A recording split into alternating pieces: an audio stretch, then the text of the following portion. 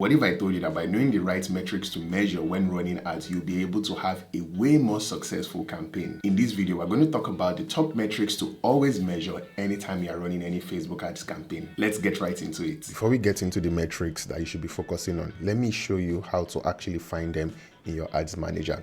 So what you want to do is click on this columns performance button over here. There are some default options you can already see, but if you want to add more metrics to all of these, you click on customize columns. And then you can see the other options you can add. There's quite a bit of them, so you determine which ones you want. So for example, if I created a video and I wanted all of these, I just click on them and you'll notice this button keeps shortening. That means they are adding themselves over here right at the bottom.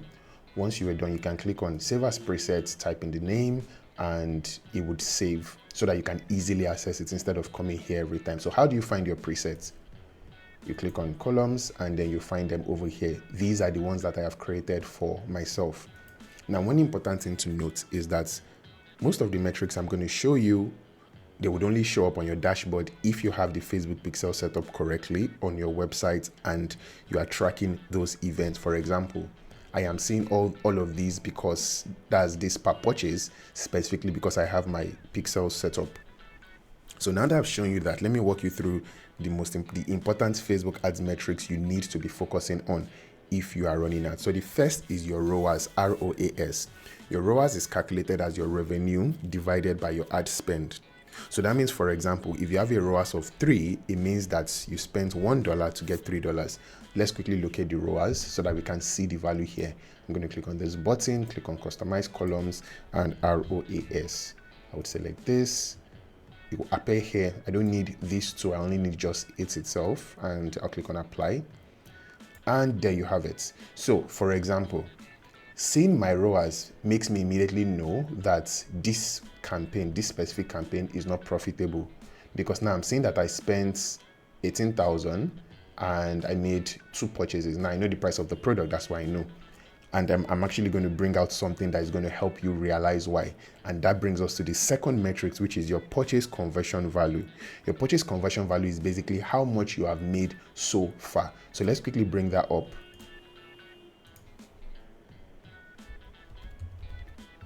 So yeah, your purchases, this is it. How much, what's the value? So I'm going to click on it, select on set, because if you leave this selected, it's going to create all of these. If you need it, put it there, but I never need it. So I'll click on apply and then scroll a bit. There you go. So now I am seeing that I spent $18, right? And I made I spent 18,000 naira and I made 15,000 naira, which is why my return over ad spend is this low. On the other hand, you can see here I spent 11,000 and I made 13,000, which is why it is 1.1. And right here I spent 90,000 and made 648,000 naira, which is why it is. So it's basically for every 1 naira or $1 you pay, how much did you make in return?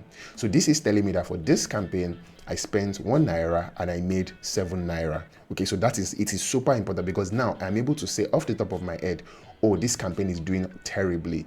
I spent 16 and I only made this, so I just cancel it. And I can see, oh, this campaign is doing amazingly well. Let me scale it so I can make more sales. So that is your return over ad spend and your purchase conversion value. It really, really is helpful, especially when you're testing multiple types of campaign. Let me show you another example of just this same thing. So I've moved to another account and I'm going to add the same 2 columns, customize, and then I'll select my ROAS. And by the way, you can select multiple things at once, which is what I am doing. And I'll select my value. I'll uncheck all of these, click apply, and then scroll. So now I can see, of course, not all campaigns are retargeting related. So for this one, I can see that for every 1 naira that was spent, I made pretty much almost 4 naira. So you can see this is the kind of campaign I would definitely want to scale, because I made a lot of money from it. This is another type. I spent 1 naira, I made 4.4 naira. I spent 1 naira, I made 6.6. So you are able to know when something is working and when it is not working, so that you can switch it off. That's why you need them. And the next one is your cost per purchase. By default, when you are running ads, your cost per result is your cost per purchase, especially if you're running a conversion campaign. If it's maybe a video view campaign or something else, then you have to go and get it from your metrics. So again, the exact same way We search for purchases. Now, this time we select cost, no longer value, because we need the cost per purchase now. I'm just going to carry it a bit because you can move things around, and click on apply. So there you go. Your cost per purchase. You can see that it's literally the exact same thing as your cost per result. So how much am I spending? So for example, how this works is, let's assume you have a 10,000 naira product. You're able to see, oh, this is how much you spend to acquire one customer. So you can see how super important all these metrics are. Now, after that, we come to things like your leads.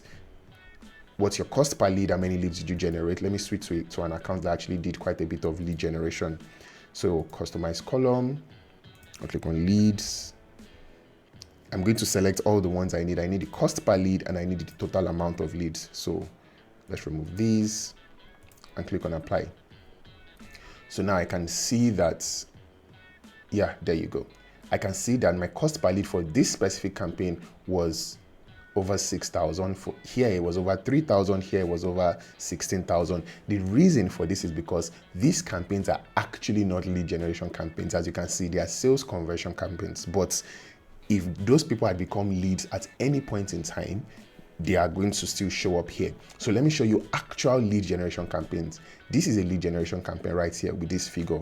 As you can see, the cost per lead is definitely way lower. It's just 200 here.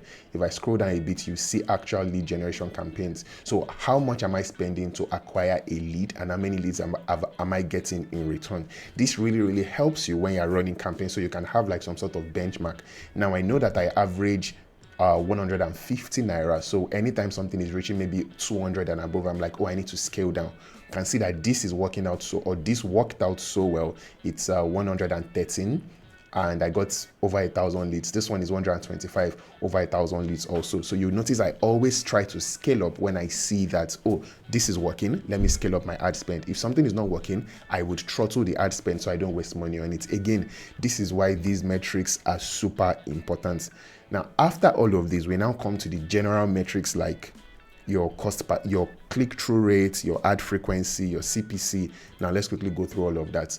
My default way of finding them is clicking on this and then selecting performance and clicks. It automatically shows me all those details. Again, because I tend to run performance-based campaigns, I am more focused on all the other metrics I just mentioned, which are the return over ad spend, your purchase conversion value, your cost per purchase, your leads, and your cost per leads. But when you're trying to drill in to understand why a campaign is working or why it is not working, you will start needing things like your CPC, which is your cost per click, your CTR, your CPM. So for example, let's get into that just so you can have an idea of how it works. This is your CPC, which is how much are you paying per click. As you can see in this one, I'm paying 122 naira. Here I'm paying 87 naira. Here I'm paying 88. So I can have like a good idea of how much I'm paying per click and know when I'm paying too much. One reason why I don't really bother about my cost per click is because sometimes where you are seeing your cost per click as low, you might be getting poor traffic, which means you're not going to get good sales. For example, this is a very good idea. In the case of these campaigns, right, you can see that my cost per click, let me scroll there. My cost per click here is 122 and the cost per purchase was 9,000 naira. But here where it was way less and had even a higher click-through rate, guess what? It performed terribly because the cost per purchase is 16,000 and I don't think the product was up to 10,000 or something, which means that this one where the click-through rate was better was a terrible campaign. So this is why I never look at the CPC and CTR and stuff like that first. I only go look at them when I can see that the campaign is not bringing money, because if you try to optimize for things like this is what will happen. You might be showing your campaign to a bad audience bucket, and that's going to cost you quite a bit of money. Imagine if I had scaled this just because it was doing well. I would have burnt a lot of money. So you have your CPC, you also have your CPM. How much am I paying per 1,000 impressions? I can see this is 1,000, this is also 1,000, 1,002, this is 500, this is 7. I'm pretty sure some of these other ones, like, okay, this is an Instagram post, which is why it is small. The Instagram posts tend to be a bit smaller than usual. I can see 1,000 here, I can see 554 here. This one was actually a great campaign, so I scaled it, 554. So that is pretty much how I look at these metrics. Now for e-commerce campaign, you are going to also have a couple of additional metrics to look out for. So I'm going to change this to performance just to reduce what we have on the screen. And then we're going to look at some specific e-commerce metrics that are important. We have the add to cart. So I can click on the value, the cost, and total. I definitely need those figures, and quickly uncheck all of these. We also have initiate checkout. Initiate checkout, checkout initiated. I can select it also. Actually, I'm just going to select it for demonstration purposes, and then do the same thing, removing all of this. Then we of course have purchases and all of that, which I definitely I already put up before. So I'm going to click on apply so you can see what it looks like. So check it out. I can see, okay, this is going to be, this is not a this is bad data, so I'm going to remove this. Checkouts, I'm just going to click on customize column, checkout purchase, because it's going to confuse me. Look at the amount of money that it looks as if that's money that came to my pocket or something, or money I had lost. So click on apply. Okay, so now that's gone. So now we can see how many add to carts. Okay, look at the same thing. What's your add to cart conversion rate? I'm going to cancel that because this is definitely a glitch. Again, that unfortunately happens sometimes, which is why I don't put data like that. Let's check it out. Add to cart conversion value. Yes.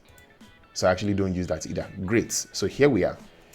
Cost per add to cart, 792, 791, and all of that. When you're running e-com, you definitely need to know your add to cart and need to know what ratio of add to cart turn to purchase. So in my case, because I do a lot of retargeting, I'm able to retarget all these people that added to carts to make sales. Now, let's show you something interesting. You can see that for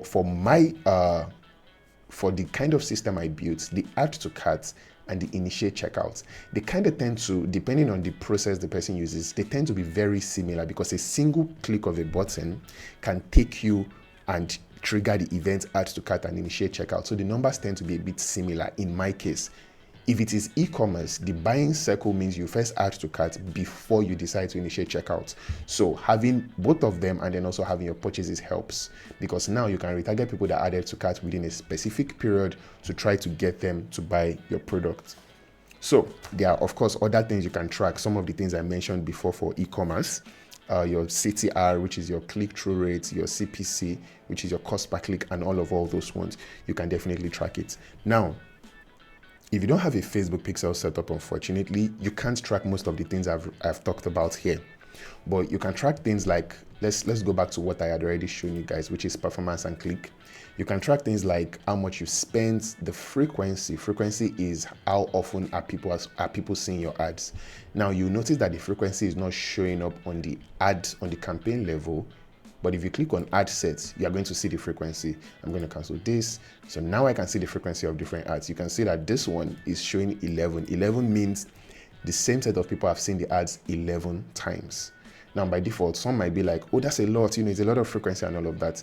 But I believe this is actually a retargeting campaign, hence why it is this much. And because I can also see that the cost per purchase is very, very lovely, I'm going to leave it on until it starts declining. Then I just change the creative. That's a little masterclass teaching right there.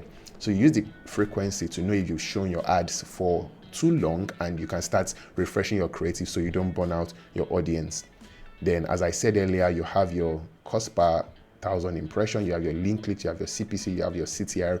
All of these are the details that you're going to use when you're trying to audit your account to find out if something works or it doesn't work. So if you run like Instagram ads, for example, they will definitely still show up here, and you're able to determine whether it's expensive or not.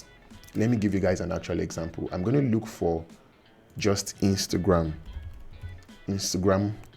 related ads. Yeah, wonderful. So now these are posts I boosted directly from Instagram. The first thing we're going to look at is, you can see the result is basically clicks. We can see the reach, we can see the frequency. So I can see that the frequencies are really not bad. Now, cost per result, how much is a click costing me? This is 61, this is 76. For the ones that have cheap cost per click, I usually love scaling them. I would increase the budget. You cannot increase the budget right here, unfortunately. You can, because if you try to, they're going to tell you that the ad was created somewhere else, you have to edit it from there. But if you have your mobile device, you can download Meta's app ad manager and change your prices. So that's what that works for. It makes things super easy. So this way, if you're running ads, you'll be able to see what is expensive and what isn't. For example, this one was costing me 180 naira per click, which is ridiculous, especially since I've been able to run ads making just 53, 51. So my cost per result will automatically be terrible. As you can see, I did not spend money on this. Immediately I saw that it was refusing to reduce, I killed it, so I only spent this amount. But this one that was 50 naira per click, as you can see, I definitely spent money on it. I think I spent the money until the ad started declining and then I killed it. So this way you're able to test multiple Instagram posts at the same time and see which one is getting you value, especially for the ones that do, if you're using my $1 a day strategy that I teach in my mini ads magic course, you can test multiple posts and see the ones bringing the cheapest cost per click. So you can use things like that to find out whether the ad is working well or not. There's also the CTR 1.24, 1.58. Check it out. The one that did amazingly well, that I spent 91, that's this one. The click-through rate is actually pretty high, you know. Then this one that was expensive, it was highly targeted, hence why it was expensive. But check it out, the click-through rate was actually high. If I checked it, I would have reduced the budget, but I'll keep running because it tells me that these people are very, like, it was very highly targeted and these people are very interested. I probably would have kept pushing it if I had checked this out. So those are the kind of metrics that you can check out. Now, another thing I can tell you guys about metrics, if your CPC is high, you need to take a look at your CTR and then see if it will be better, as it will show you where your problem is. For example, this one, as I said, this is one of those anomalies that happen when you do things highly targeted. But on a normal, when your CPC is very high, it tends to indicate that your CTR is low. If your CTR is not low, that means you are actually fine. It means you are just highly targeted. You can decide to increase your audience and all of that. But if your CPC is low, that's below 1%, and your CPC is also high, that means you need to optimize your ad creatives and your copy to make sure people click. All of these are covered in my ad troubleshooting framework course. I'm going to link to it below. Now, in conclusion, one common mistake I've seen is people trying to measure everything. You really don't need to track all the metrics under the sun. I already showed you it's a whole lot of metrics. It's actually significant. It's easy to get tired and frustrated seeing everything, but if you look at just the metrics I've talked about, you'll be on the right path to better optimizing your campaigns. Now, I hope you guys enjoyed today's video. Thanks for taking the time to watch it. And if you have any question, don't hesitate to drop it in the comments. And also, don't forget to subscribe, hit the like button, and I'll see you in the next video.